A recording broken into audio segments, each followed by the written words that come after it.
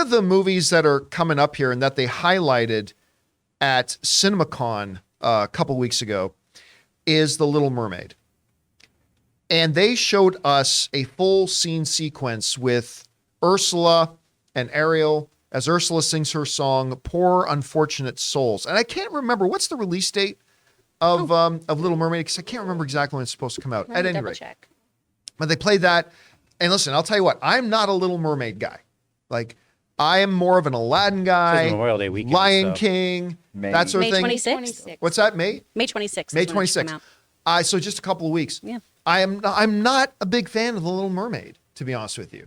But when they played that sequence of Poor Unfortunate Souls, I was like, okay, I'm on board. This looks great. I think the trailers have looked quite good, all that kind of stuff. And now reports are coming out that they're pegging the opening weekend for this to be between 110 and 120 million dollars, roughly the same of Guardians of the Galaxy Volume 3, which is huge for them on this. Now, I want to point something out.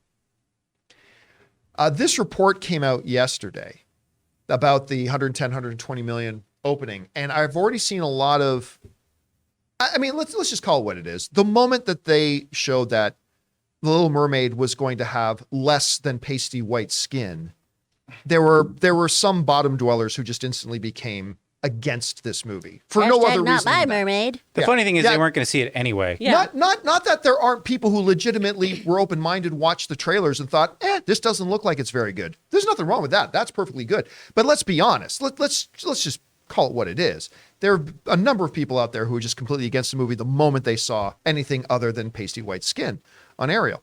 That being said, I already saw some people trying to take this report about like 110 to 120 million dollars and already declaring it a disaster. Saying, oh, it's a flop. Because they've been right so many times in the past when they said that. Yeah, exactly. Historically, but I mean, but I'm like, really? 110 to 200, that's a flop? Like, I guess in the world we live in of Infinity War and Endgame, like people now would just expect like, well, any movie that makes under $1 billion is a failure. And any movie that doesn't open to $175 million is a flop. And it's like, I just think people lose perspective. And I thought, well, let's give this a little bit of perspective, okay? Because with The Little Mermaid being targeted at 110 to 120 million, there are a number of Disney live action adaptations that have all opened under 100 million and have done pretty damn well. Kenneth Branagh's Cinderella, which we love, only opened to 67 million, opened with $67 million, which, by the way, bigger than any John Wick film. But it went on to make over $500 million. Maleficent, which I don't like very much, but Maleficent opened to $69 million. It's Chris's favorite number for whatever reason. That's Taylor. It went on to make $759 million on an opening of 69. Maleficent 2, which I really didn't like, only opened to $37 million, still almost hit $500 million. Dumbo, which I also didn't like, $46 million, and it had the least impressive result, but still well over 300, around the Black Adam range. With an opening of $46 million, made $353 million. Aladdin opened well short of what The Little Mermaid is going to open with, and it joined the $1 billion club at $1.05 billion. Jon Favreau's The Jungle Book opened with less than what Little Mermaid's going to open with, and it almost joined the $1 billion club at $967 million. The lesson here in context is, for a Disney live action adaptation, 110 to 120 million, bring the list up one more time, 110 to 120 million dollars puts it above all these films. And all these films, maybe save one on that list, were absolutely considered successful. Disney films, these Disney ones, they're not like your typical tentpole films where they make all their money in the first weekend. These Disney films, as this chart lays out and proves definitively, this isn't some opinion, this is stats. Disney films, provided if they're good, that's a key thing, but they've shown a little bit different behavior than your traditional tentpole blockbuster, which is really front-end heavy. They open fairly well, and then they have legs. Mm-hmm. And the families keep going back and bringing the kids again and again and again. And they went. Now, I left off a couple of films because there are two in particular that made more money than Little Mermaid is going to make on their opening weekend. And that is Beauty and the Beast, which went on to blow past the $1 billion mark, and The Lion King, which is not live action. It's another animated film, but a remake nonetheless. And it opened with $180-something million and went on to become the biggest animated film of all time with $1.6 billion. But those are the only two. Those are the only two adaptations of classic Disney animation that ever made more than them. Little Mermaid's going to make more than all of these other ones, and all of these other ones did quite well at the box office. So when we go over and look at the headline from Deadline that reads Little Mermaid to do backflips over Memorial Day weekend with hundreds, they're not exaggerating. This is a big, big win for them. Now, again, it's all going to come down to how good is the movie. I think it looks good, but I've seen a lot of movies that looked good that I ended up not liking very much at all. Maybe this will be one of them.